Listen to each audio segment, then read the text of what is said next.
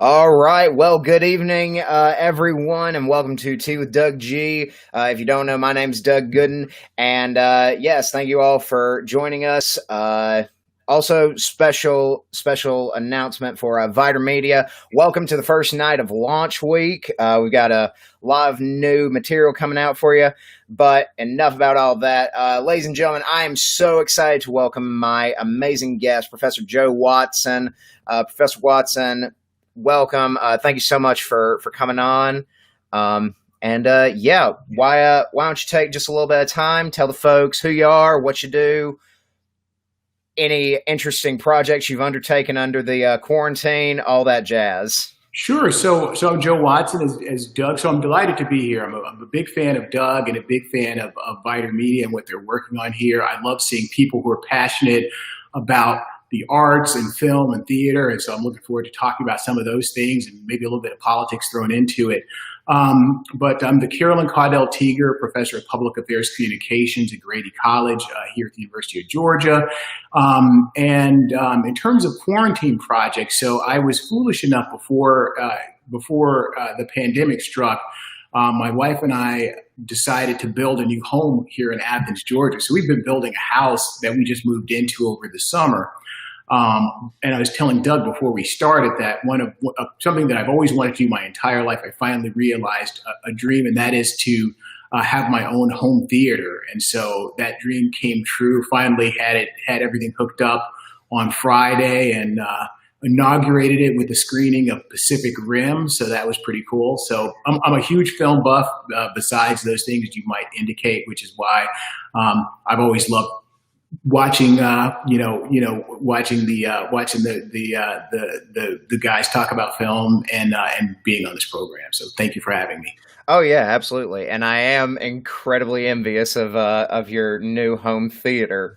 That's incredible. All right, well, Professor Watson, without further ado, let's jump right into it. So first things first, Tucker Norman, friend of the show, friend of the group, and also former student of yours as well. Yep. Tucker wanted to know what makes bow ties the superior neckwear, because both you and I believe we have an affinity for bow ties. Absolutely. I will say I'm usually too lazy to actually tie my own bow ties, so these are usually clip-ons, but that is what it is. When I will show you the quickest, easiest way to tie a bow tie the next time I see you in person, and we can do that. Because once you tie your own, you'll give up the clip-ons because they're quick. Okay. So here's what got me into bow ties. So one of my political heroes is a guy named Daniel Patrick Moynihan, who's a former senator from New York. And he was a UN ambassador. He served in the Kennedy, Johnson, Nixon, and Ford administrations before being elected to the United States Senate as a Democrat. Served in the United States Senate from the late 1970s to the early 2000s. And I was always struck by Moynihan. I did have an opportunity to meet him when I worked in the Senate because he was so smart. And he had been a college professor before he was involved in politics, and I just liked him. He was always thoughtful. So even if you disagree with him, you could tell that he had given things a lot of thought, and I really admired that quality. That quality of Moynihan's, and so I had a personal goal that I said, if I achieve this one thing that I achieved, I'm going to start wearing bow ties. And when I did that, I started wearing bow ties. So I probably started wearing bow ties almost exclusively. Probably I came to the University of Georgia in 2017. So I probably started wearing them pretty zealously after my son was born. So probably around 2015 or something like that. So okay. I'm wearing them pretty solidly for about the last 5 years. Yeah. I think they're always a snazzy look. But yeah, great question, Tucker. Great question to get us started off with. And Professor Watson, I know you have some questions for me, so go on, let them go. All right. So in preparation for this show, I found out something that I didn't know about Doug, and that is that Doug is what those of us in the know call a Whovian, which means he's a fan of Doctor Who. And so when fans of Doctor Who meet, there's a question that inevitably you ask, like, there are kind of a few questions, but the first question is like, who's your favorite Doctor? And so I'd ask Doug who is his favorite Doctor, and if he also has a favorite companion, you can go ahead and throw that in too. Yeah, I can do that. So I will go on and say I do consider myself a little bit of a Whovian. I don't know that I'm like the creme de la creme of Whovian, but no one is, because no one's been watching it since '63. So that is 100% true. So partly because he was the Doctor I started with, partly because I feel like he's the most human Doctor. I feel like he exemplifies just the humanity within the Doctor. Also, I think he's all around the most. I can't think of a better way to say this. The Doctor with the most swagger, it's gotta be David Tennant. I absolutely adore him. If I had to pick a second favorite, it probably would be Matt Smith, but there is a huge gap between the two of them, because I feel like with Matt Smith, though I feel like he was a great Doctor, I think it was a lot of, he was the Doctor born out of meme culture.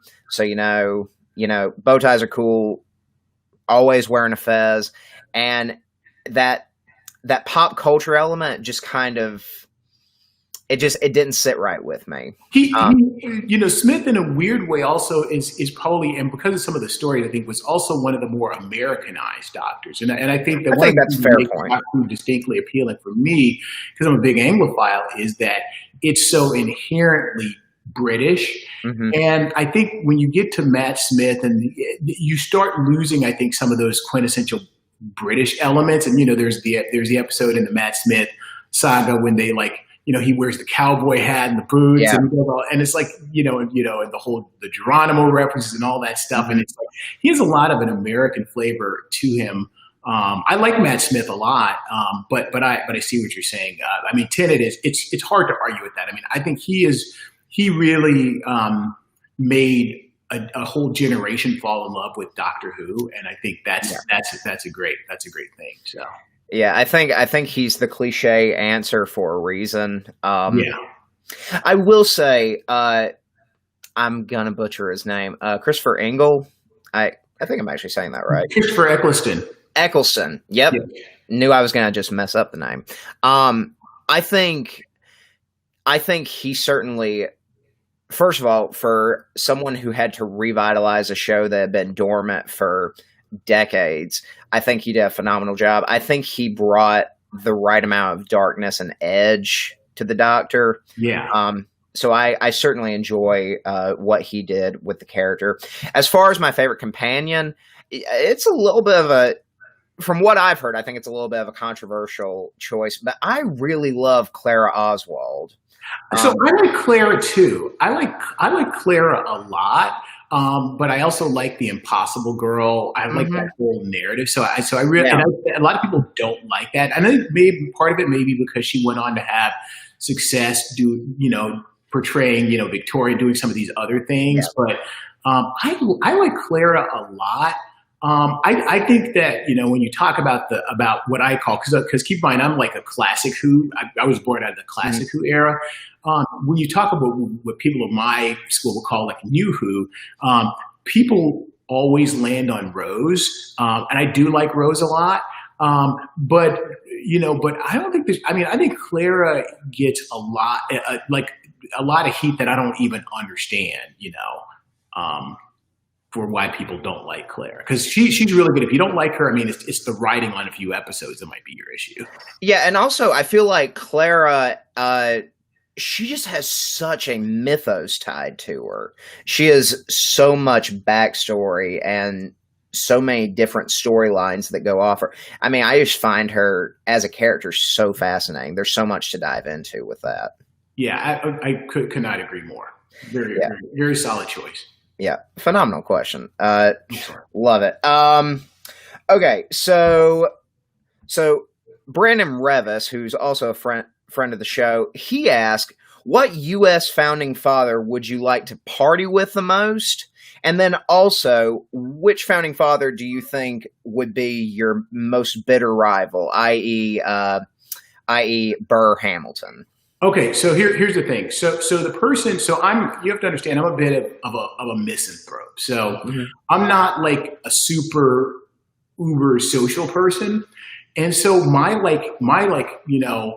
spirit animal founding father is really like John Adams. Like John Adams, like whip smart, but like kind of like cranky and cantankerous. Like I could see like going and hanging out with Adams and like, draining like a pint somewhere in New England or something. I could see myself hanging out with Adams.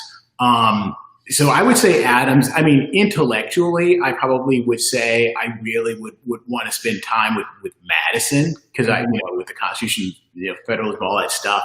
But Adams would be my kind of dude. Like Adams is like the kind of person that, in the experience of my life, I would be my kind of friend. So I agree with you. I think most people sleep on John Adams mostly because I don't know, he's not as present in pop culture as some of the other founding fathers. But I think John Adams would be one of the best people to just go to a bar, sit down, have a drink with. Yeah.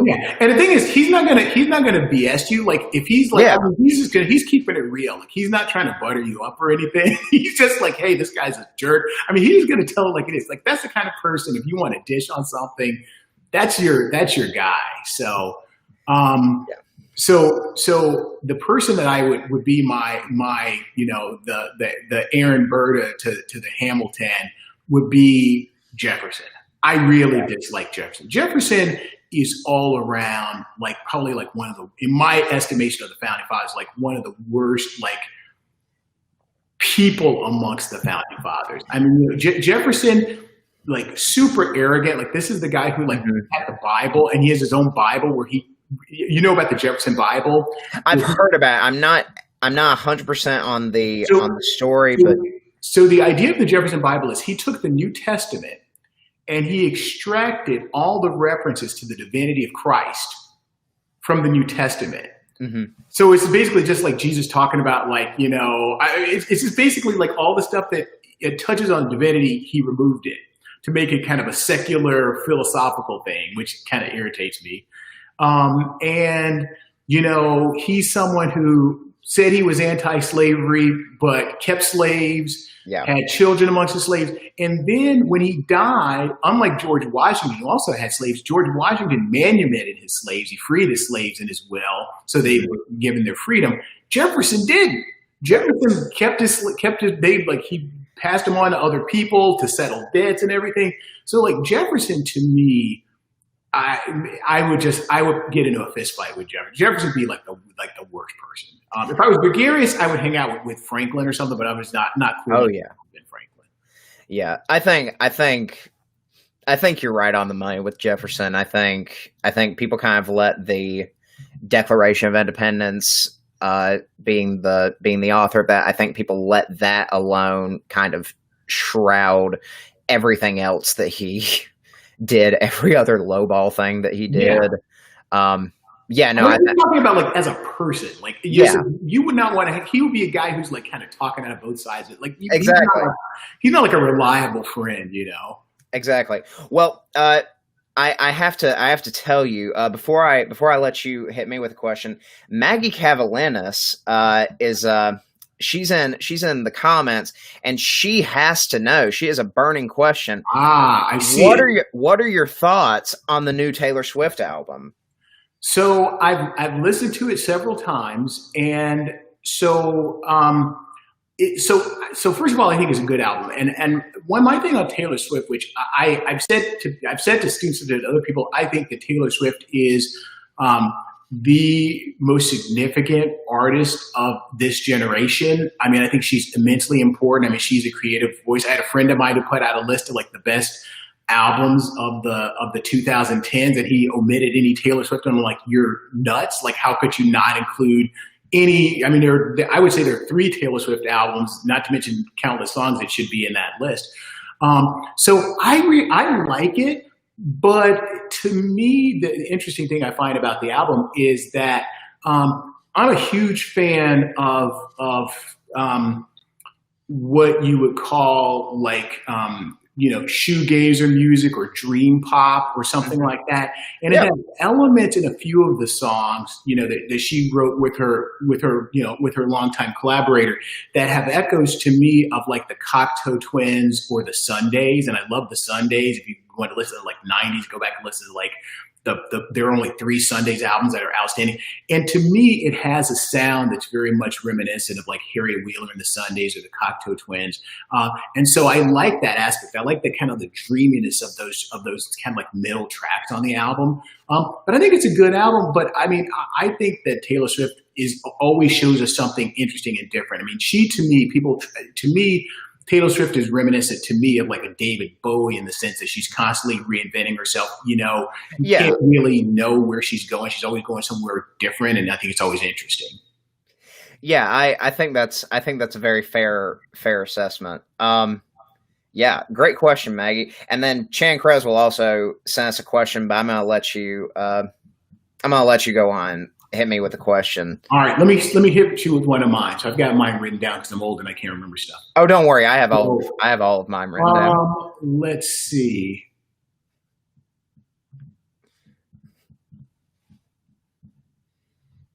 Okay, I'll keep it light. So I don't know if you binge watch television, but if you binge watch television,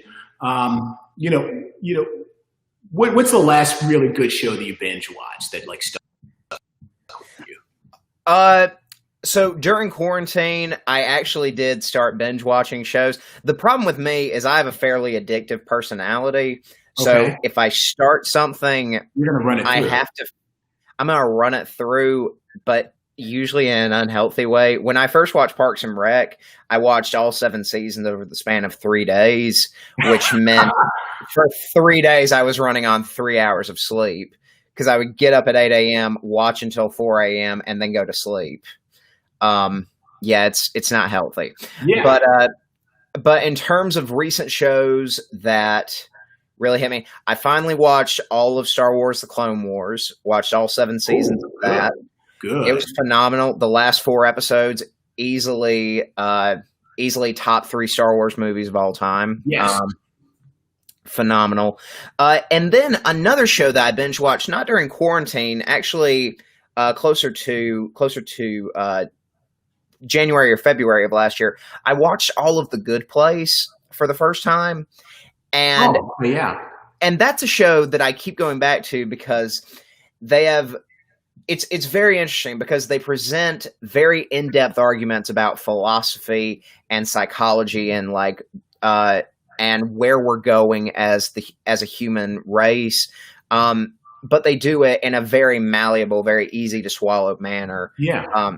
And I absolutely love it. I find myself going back to that again, just because it tackles some of the hardest questions that we as a society, I think, have to answer sometimes, and it does it in a way that anyone can understand it. So I think that's a phenomenal show. If you haven't watched it, highly recommend it. I will. And what I like about your answers is you kind of to me the thing with binging is you have to have like a yin and a yang. Like you can't binge all like super deep philosophical stuff. Like you got to throw in some stuff that's like fun or humorous or action. You got to mix it up a little bit. And so, I just finished binging The Leftovers, the HBO series, which is great. But like super deep, has a really kind of dark, even though it has some humorous elements.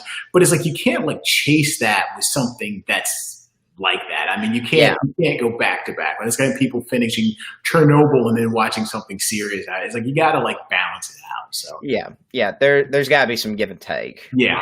Either way. All right. Well, Chan actually threw in this question, kind of in response to the founding fathers question. Which 20th century politician would you want to hang out with most? Nixon, Jack Kemp. Who's your person? So I never got to meet Nixon. I did get to meet Jack Kemp. Chan knows that I adore Jack Kemp. Jack Kemp's the reason that I'm a conservative today is because of Jack Kemp. So I absolutely adore Jack Kemp. It's weird. It's kind of like the founding fathers question in the sense of who do I think I would get on well with. Um, and I have to say that I would probably really want the only person I think I would really like hanging out with probably like Reagan. Reagan just a great disposition, Yeah. just like laughing. To me, like and Kip's like that too, but I just think you want someone who's like a happy warrior, someone who's just like jovial and fun and doesn't take things too seriously. And there are not a lot of politicians that are. I mean, Nixon. I really like Nixon. I understand a lot about Nixon. I empathize a lot with Nixon.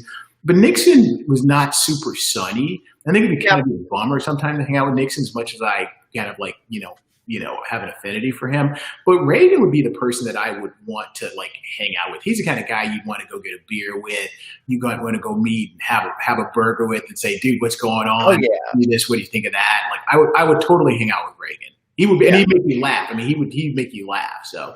Oh, you would have a phenomenal evening with him regardless. But yeah, I like that. Great question, Chan. And then, just because we actually have people asking questions in the chat, I'm going to throw this one up there too. So Hannah Payne asks, if you ran for office, what would your campaign slogan be? I also have an answer for this as well. So yeah. I will steal from a film with one of my favorite comedians. Not a great film, but a great comedian, Richard Pryor, who had a remake of Brewster's Millions that he did in the 80s. And his slogan was "None of the above." Yeah. And that would probably be my slogan. In today's political climate, I feel like that's a slogan that'll win. Regardless. But I mean, I don't know. I mean, I think slogans have to be, kidding aside, I think slogans have to be, tied to who you are, and I think they have to resonate. So I have to give some thought to that. There's certain words and certain phrases I like a lot. One of the phrases that I like that I don't see a lot used as much as I think they should is, I love the turn of phrase like "now more than ever." Mm-hmm. You know what I mean? Because I think it just plays well. It's kind of like a longer form, a wordier version of like hope or change or something, in the sense that now more than ever, it could be like whatever you think, whatever you want it to mean, it could kind of mean, whatever attribute about the candidate it could apply to. So I like "now more than ever" too. I agree. So as far as a campaign slogan, I would use, this only really works in the South because this is the only place this is actually gonna play well. Make your vote a good one. That's good. Yeah, I used that in high school and it worked. There are some that are kind of good. It also depends on where you run. Like when George W. Bush ran for, I think, his first congressional run. It was either his Senate run or his congressional run in Texas. And he basically, his slogan, he lost, but I think his slogan was "Texan by choice, not chance." Mm-hmm. And so as someone who's not native to a place, I've always thought that was a very clever slogan to say that, you're part of this because you want to be. Not just because you happen to be born in a place. So that is interesting too. So yeah, a lot of good slogans, but you got to do your homework on slogans. Oh yeah. But I like good. I like a good and like the good on good. Yeah. I like that. I would massage that one a little bit. But you got to work that name. That good name is a great name for politics. Oh yeah. You got that's like political gold. So you got to like milk the good, or like make good with Gooden. You know what I mean? Something like that. Man, I need a piece of paper. This is great. I used to charge people for this stuff, so you're getting free consulting here. This is why I started this show, so I could get free advice from people who otherwise I would have to pay. Great question, Hannah. All right, well, I'll throw it back over to you. All right, let's with the question. All right, so let's jump in the deep end, as I say sometimes. Yeah, sure. So, and I know you're a person of faith, so I want to ask this question because I think this is really interesting. And I know you love film and the arts and everything else. I saw this question. I love this question so much. So, why do, many continue? So I'm going to be very honest. Like, I'll preface this a little bit. I don't love a lot of like Christian movies that I see. Mm-hmm. I just really don't like. They're like after school specials. Like they're so like heavy handed. But Yeah. why do contemporary religious films fail to reach the broad audience the way that religious films used to during the golden age of Hollywood? I mean, we kind of had this golden age of where, call it a sword and sandalwood or whatever, but there are these really heavy, dense, Yeah. Religious, spiritual films, movies like The Robe and stuff that you couldn't even imagine studios tackling or filmmakers tackling today. And what is your assessment of that? What do you think of that? I've told people this many times. I think one of the biggest problems with wait, we lost you. Oh, okay. Hold on just a second, folks. We will get Professor Watson back in just a second. All right, there he is. Let me bring him back. That's my issue, but I'm back. Yeah. Trust me. This show, it's not a real episode until we have a little bit of technical That's difficulty. okay. Yeah. All right, so please. Yeah. So I think one of the biggest problems is modern Christian movies today are not made for all audiences. They are made for people who have an extensive amount of background in the church, have an extensive history with faith, and they are, in my opinion, they are made to reaffirm the faith of people who already have a set system of beliefs. So I think one of the biggest reasons, purely from a marketing standpoint, is if you're only going to market your movie to one type of audience, then you're obviously not going to see a great return on it because they already know what the outcome is. They know that they are the good guys. And that's another thing is I think we've seen a massive trend with Christian movies and faith-based movies today, where if your beliefs don't match up exactly with the protagonist's beliefs, you are instantly a villain. You are instantly an antagonist. Yeah. You are an outside force actively working against that. And what that does is it isolates people who may not match up exactly with those beliefs. And when you isolate them, I mean, you can't expect your movie to have a wider reach. You can't expect it to appeal to as many people as it could. So I think that's probably, if I were to sum it up in a nutshell, that's probably one of the biggest issues is they are made for people who are going to agree with them 100%. They're not made for all audiences. Yeah, I think that's a very interesting point. I think you kind of really hit the nail on the head with that one. I think that's definitely true.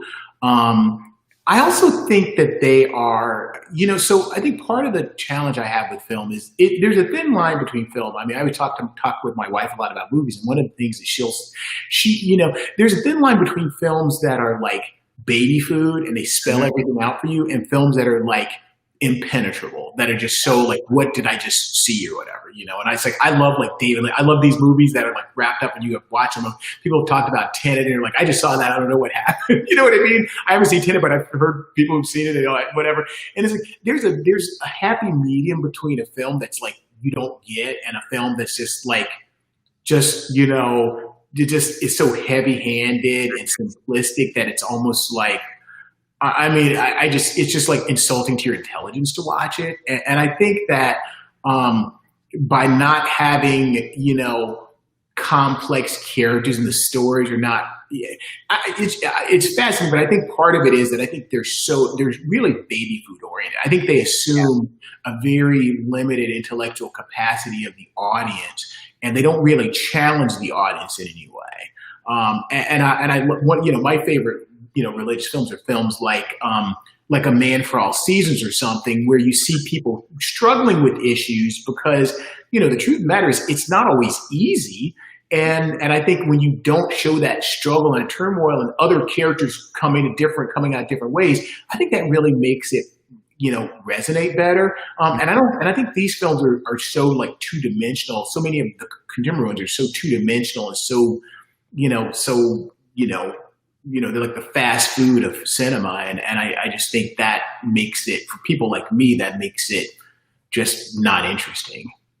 Yeah, I completely agree with you. I think you hit the nail right on the head with that one. Okay, so kind of bouncing off this, I know that we both share a very deep love of film. Yeah. And Ben Tankersley, obviously friend of my Vire Media, former jerk who talked about movies. Ben wants to know what makes a truly great horror film.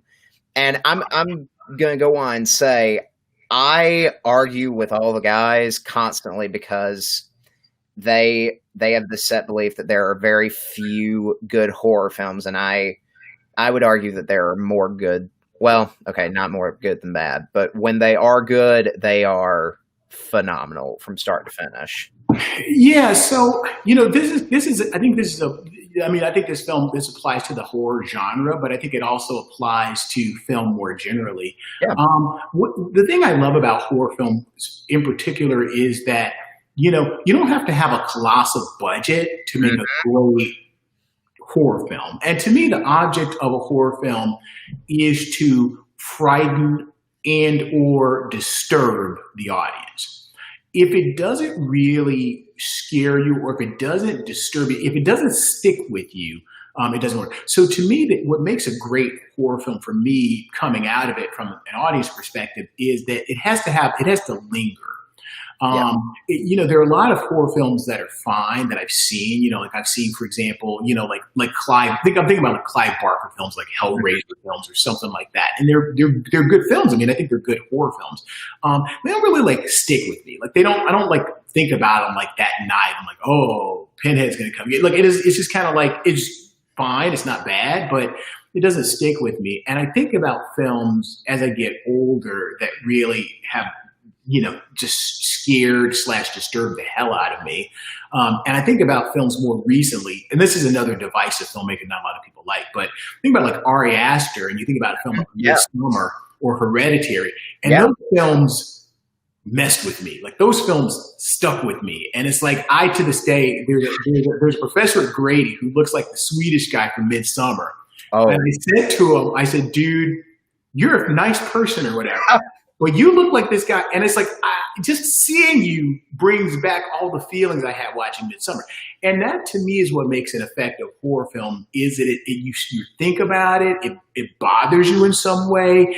It doesn't. To me, even think about films that they're very popular, like Paranormal Activity, which again, not a bad film, but where it fails for me is one. I'm not like scared after I I may jump or scream or laugh in the theater, but after I leave the theater, it's like having drunk a glass of water. It just runs out and you're done, And some of these films also, I think, for me, great horror films have to be intelligent films because it's kind of like comedy. Like great comedy has to be intelligent, has to be smart, even if it's base and low. It has to be intelligently. It has to have a logical consistency to it. And with things like horror films, I joke with my students. I think you might have been in class. I was talking about horror films one time, and I said, the Paranormal Activity, like the first night you're in the house and there's pans flying across the room, I'm leaving. Yeah, exactly. I'm leaving and I'm going to the rectories. I'm like, I'm done. Like I'm not, there's no night two. There's no night two of the video. Like I'm done. The minute I see a pan fly across the room, I'm done. And so there are films that do things like that. And there's a lot of Stephen King films that work like that, where they force people to kind of continue to do things that a reasonable person in that situation wouldn't do. And then I'm out, I've taken out of it because now I'm like saying what that character is doing doesn't make sense. And films like The Exorcist stay scary because what they're trying to do is exactly the desperate kinds of things you would do if you were in that situation. So those are the kinds of differences that work. And even if you look at a film like Midsommar, I don't know if you've seen Midsommar or not. Oh, I have. But it's like Midsommar, like there's a point in the film, not to give it away, spoiler warning here, but when people try to leave, you know what I mean? And we kind of say, you know what, I've seen enough, I want to go. And either someone talks them out of it or they try and go or they can't. And that's what makes it kind of that's what makes it scary, because they're doing the things that, oh, you can go. That We would we like as to an go to the audience, festival that only happens once. Yeah, that'd be kind of neat. We're adventurous, and then it gets you in there, and by the time you see something's wrong and they see something's wrong, it's kind of like too late. And now you're scared because you feel like you could put yourself in their position to be in the same circumstance. yeah, I completely agree with you. I do have good news for you. We do have an entire month of horror films that we're gonna do on our film podcast, Setting the Skein. So we have a lot of great discussions. Are you able to preview any of the films, or are you going to keep it close until we get closer?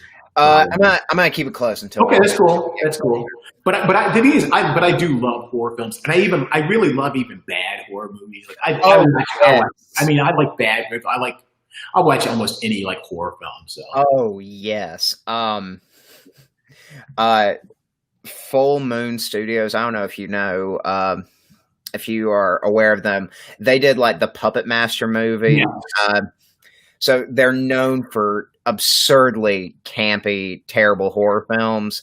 And I just found out they have their own streaming service. Oh my God. There goes $10 a month or something. They have over, I think they have over 150 properties that they can stream, and it's all their properties.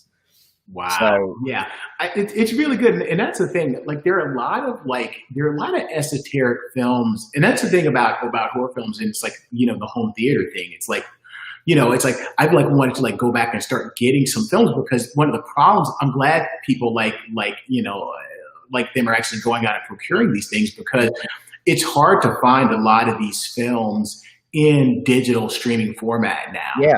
It's one of the reasons why I am kind of even though I resisted for a long time, I'm kind of returning to physical media, only in the sense that there have been too many things that I really adore that have gone out of print, or just you can't find it. Yep. And it's no one's streaming it because it's too esoteric or something like that. So it's like, if you find something, there's a reissue on Blu-ray for the first time of one of my favorite science fiction films called Silent Running from, I think, 1971. And stars Bruce Dern, Laura Dern's father. And it's it's just a marvelous film. And it's I can't recall anyone ever streaming or in the last 5 or 10 years showing Silent Running on cable or streaming it anywhere. And so it's when you see something like that, I'm I got to have this, because, that, or something like the Andromeda Strain, the original Andromeda Strain or something. It's good luck finding that. So. Yeah, exactly. Yeah, I'm a huge proponent of physical media. Mostly for that same reason. Yeah. I just like to have a say over what I can and can't watch. Absolutely. As my mother just pointed out in the comments. Well, you know what? It's there's another word for we're also called hoarders. So. Oh yeah. That is the more descriptive word. But it's I have a copy of a full series of Firefly on DVD, and it's now I want to get the Blu-ray or a 4K edition. Yeah. And I'm does anybody want my plane? Because I never even opened it. I just had it. My favorite movie of all time is Shawshank Redemption, which again it's cliche for a reason, and I don't know why, but I'm in a situation where I accidentally have 3 copies of the movie. I have a DVD version that I got for $5 at Target. I have a Blu-ray copy that I got on sale, and then I found a Steelbook copy that I've put with my top 20 movies in its special place. So really I only use the Steelbook case for display, but then I also have 2 other copies. So I guess what I'm saying. But let me just say this, because I love Shawshank too. If Shawshank was a bad movie, and it's a great movie, but if it was a bad movie, the score alone, just that shot of the prison with the score filling up, it's just that's movie magic. That's one of those movie scenes that makes you feel alive to see that scene. Yeah, 100%. Yeah. So yeah. Fan of physical media, hoarder, tomato, basically the same thing. It is the same thing. All right, well, I'm going to throw it back to you. Why don't you hit me with a question? All right, so continue on the theme of movies, and since you are a student of political science, are there any good films on politics? There are some. There are some. I think, and the corollary to that is, because I gather from what you're saying, there are few. Why do you think there's so few good films? This is going to be terrible. No. But I think by and large, I think people like to add more drama to politics than is naturally occurring, which is fine. This past election cycle, there were plenty of primary and runoff elections that were very dramatic, very entertaining to watch from any side. But I think by and large, I mean, it's a fairly cut and dry process. You know, you have your campaign phase, which can get ugly, but it's not. It lacks a lot of the dramatization that I think people are looking for when they look for good political films. First and foremost, the first movie that comes to mind is Thank You for Smoking. I think. Were you in class when I showed clips from Thank You for Smoking? I was, but I had already seen it when you showed clips. Okay, good. We were on the same wavelength that day.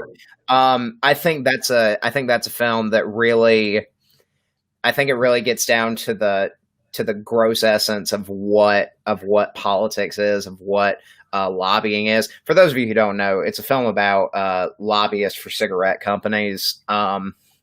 And one of the things I absolutely love is, you know, they come out and say, you know, we know that it has all these problems, but in our mind, we're the good guys. And that's how you have to play it if you're lobbying for something. You have to be behind it 100%. And I think that's a film that really understands the real back and forth of the political structure. So that's my number one choice for like a good political movie. And it's a satire. I mean, it's kind of like Dr. approach, you know, like the Cold War and everything from a set. I think in some regard, I think it's kind of hard to play it straight, because I think if you play it straight and it's too dramatic and it doesn't have any comic relief, then it's preachy or overly dramatic. I think satire is kind of like, you know, I think with Strangelove and Thank You for Smoking are kind of like two of the most successful films about politics or issues like that work. So I think those are good. That's a good choice. Yeah. I think that's the big kicker. I think you have to find a political science movie or a political movie that either plays it satirically and fully understands what it's talking about, or it still understands what it's talking about, but it's not a very dramatic movie. I also think that in a political film, I think you have to have the right and realistic players in it. I mean, like I'm seeing some great films come up, like someone pointed out The Campaign. The problem with The Campaign, I'll point out the problem with The Campaign if it's the film I'm thinking of. And I think, if I'm not mistaken, Ryan Gosling's in The Campaign. Will Ferrell, Zach Galifianakis. That's that Campaign. I'm thinking of a different film. That movie actually is pretty good. That movie's actually pretty fun. I do like that comedy. I also have a soft spot for that. I mean, but again, I think if you put Will Ferrell, I mean, I'm kind of like one of these people who Will Ferrell, and he's been in some terrible movies or whatever. His terrible movies, it's still Will Ferrell. You know? Yeah. But I was going to say that, you know, I really like Mr. Smith. But again, what I like about it is that it has all the right players. It has the press. It has different kinds of politicians. It has people with different agendas. And I think you have to show that. You have to show that people don't think they're villains, that are villains, or have an antagonist. And I think that that you have to have it work that way. I think it's very hard to have kind of a hero antagonist narrative structure in politics when the people that are in the different roles don't necessarily perceive themselves in those roles all the time. Like the antagonist doesn't think that they're a villain. I mean, they think they're doing what's necessary. Anyways. Yeah, I think you're right on the money. All right. Well, we're starting to run out of time, so I've got two questions. I'll do one, then I'll let you ask one final question, and then I think I have a good Okay. question to wrap us up on. Okay. So Haley Vaughn, uh, big friend of the show, also just published two books. So congratulations, Cool. Haley. Um, Yeah, so and a Firefly fan, it seems like. If I'm yeah, also a Firefly fan. Yeah. So Haley asked, just for people's own edification, can you explain the impact of President Trump's most recent executive order? The one she's mostly referring to is the executive order on fighting the spread of COVID-19 by providing assistance to renters and homeowners. Yeah, so there was a program. There was basically a moratorium on evictions that was included in the CARES Act or whatever the omnibus COVID relief package that came out, and because Congress couldn't work on a deal when that expired, I think it was July 24th. There was a desire to say, let's get a deal, let's get a deal. Well, Congress, and the White House couldn't reach a deal on a second round COVID bill. And so President Trump took action by putting out a couple of executive orders. The one that pertains to the evictions, I think there's some confusion on it because it doesn't have the ability, it doesn't actually extend the preclusion on evictions. So it doesn't do that. What it does is it directs various cabinet secretaries to either look for resources. It directs, for example, those overseeing Fannie Mae and Freddie Mac and those kind of federally insured, mortgage residences to do what's within their power to not evict individuals. Okay. That may not be able to pay their rent, those things. And then it directs other agencies to find funds that they can do to provide aid to people that are struggling to pay rent. But it's not an extension of the blanket prohibition on eviction. So it doesn't have that legal force. And the other executive order I think that came out, and I think someone asked about, was the one on the payroll tax relief. And that one does provide a deferral of payroll taxes from starting tomorrow, starting September 1st through the end of the year. But it's a deferral. So if you earn, I think the amount is if you earn less than $4,000 every 2 weeks, you are entitled to payroll tax relief. But it's a deferral. So that means that if your employer grants you this relief, which they're directed to do that, in January or the first half of 2021, they're allowed to come back and put that tax back on you. So that's how that works. That's the payroll. It's a deferral, not a relief in that sense. And all executive orders, the thing to think about, Obama did a bunch of executive orders that when Trump came in, he just undid. So executive orders only live as long as, or is only as good as the president that writes them, and depend on future and subsequent presidents to not repeal them, but they have the ability to repeal them anytime they want if they choose to. Okay. All right. Well, good deal. Good deal. I did not know a lot about the executive orders, and when that question came up, I deferred to someone who did have an understanding of it. So thank you for that. All right. Well, I'll let you ask one last question, and then I have a question I think will wrap. All right. I'm gonna do a softball at the end. All right. Best and worst superhero films. Ooh. Okay. I'm gonna give you a couple. Some of the best superhero films. Logan from I believe 2017. Yeah. I believe portrayed Wolverine the way he's meant to be portrayed. Spider-Man 2, because I'm a sucker for Tobey Maguire.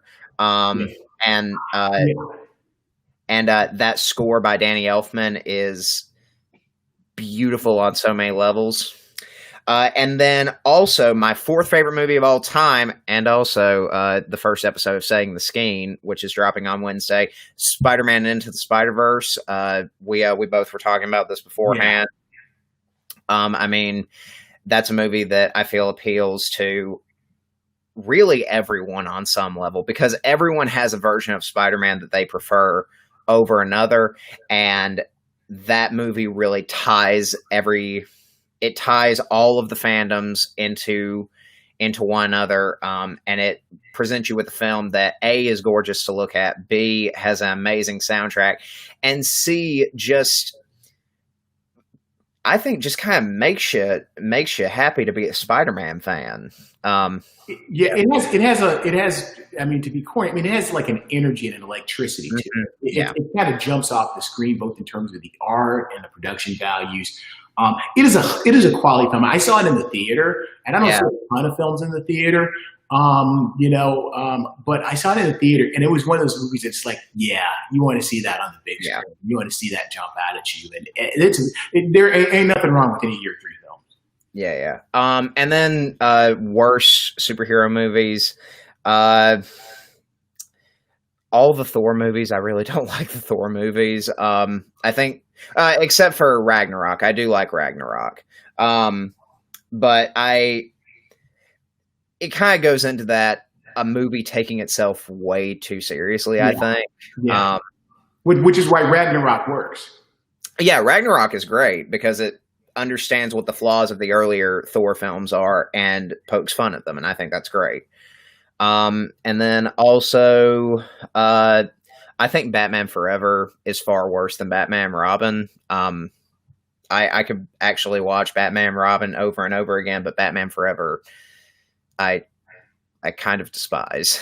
Yeah, those movies are really they're bad. I mean, they are bad. There are some of those movies where it's like people are just trying to like cash in, and I mean, there's always a level of that with any of these films, but some of those, they're just the greed is palpable in some of these films.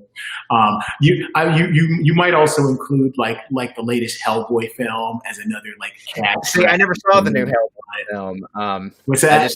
I never saw the new Hellboy film. I heard that it was terrible, but yeah. But I'm just saying, like, there's some films that you just know they're just about money. They're not even trying to pretend to like, do something for the fans. They're just bad. Yeah. So, all right. Well, I have one last question for us. It's from one of your colleagues, Dr. Audrey Haynes, friend of the show, former guest. She asked, so as a student of the civil rights movement, do you think the leader of the stature of Dr. King is needed at this time, or whether social media is leading to a group fragmentation and criticizing voices, and therefore would even allow for the emergence of a movement leader?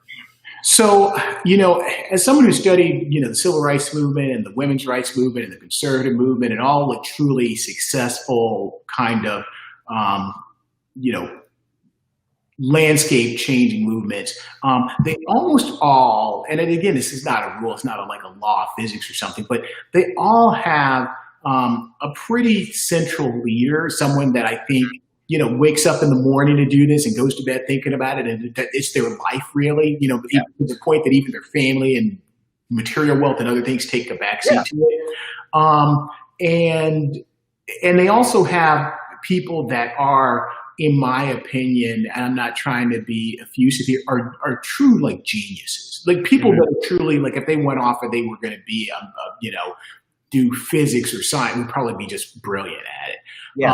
And I think that the civil rights movement, languished for a long time without someone like MLK. When MLK finally came along with his, his guy was just brilliant. I think it made the civil rights movement of the 1950s and 60s what it was.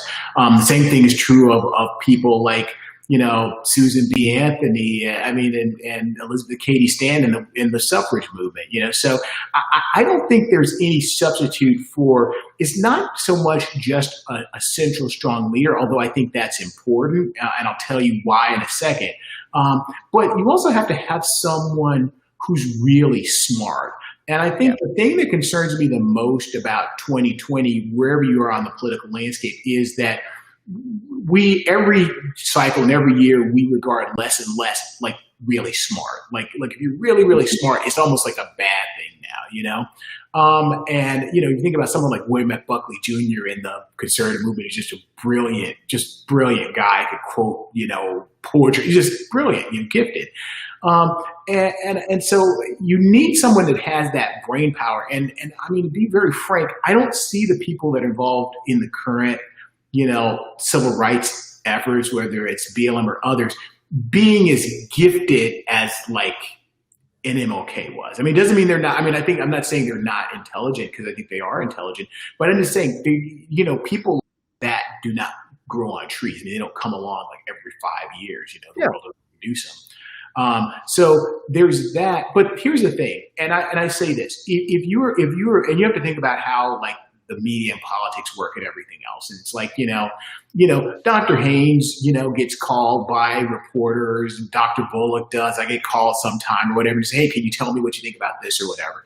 And it's like, if someone says, hey, I need to talk to somebody from the Black Lives Matter movement, I want to find out what they think about Biden just put out a statement saying, what do you think about that? Who do you call? Yeah. So if you're a journalist, and I'm a professor, and I've read articles, I would not even know who to pick up the phone and call. Versus in the civil rights movement, if you want to say, hey, LBJ just did this or just said this, we need to get a reaction. Who do we call? Let's call King. King, what do you think about this? And having that person there to speak to those things is really important to keeping a movement cohesive, and also, serves a role to marginalize extreme views. So they could also call King and say, hey, Malcolm X says, hey, black people should go get a gun and start shooting white people if they whatever. And King would say, yeah, he's nuts. You know what I mean? And he didn't say it in those words, but he could say that. So you need someone in a role that can be a moderator in the movement and be a point of contact, be the face of a movement, and have that face be perceived of as sympathetic and reasonable to people that are not adherents of the movement. And if you don't have that singular face, I often tell people, people remember the Parkland shooting, and, the kids from the Parkland shooting, they remember the march and everything. And it's like, then what? What happened? Where's the legislation? What happened? They didn't have an ask. They didn't have a singular leader. They didn't have someone that was mature and smart, they just didn't have it. And so what do you get? You get nothing, And so I think you have to have that to have effective movements over time.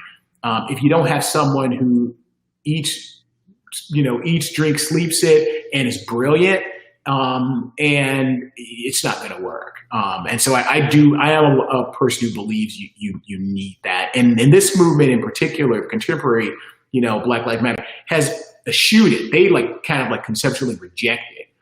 They kind of wear it as a badge of honor that, hey, we don't have that.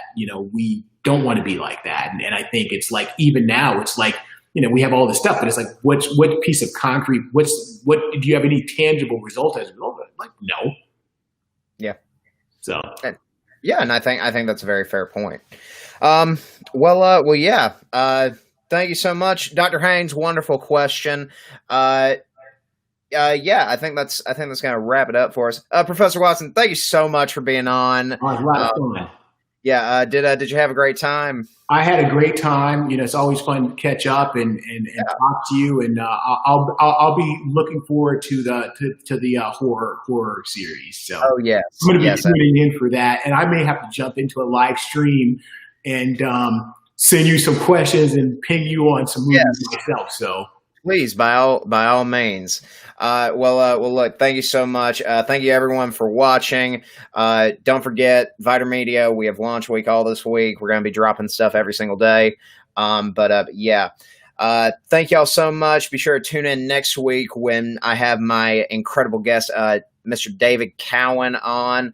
Looking forward to that. But until then, my name is Doug Gooden, and this has been The T. All right. Thank y'all very much. Y'all have a great night.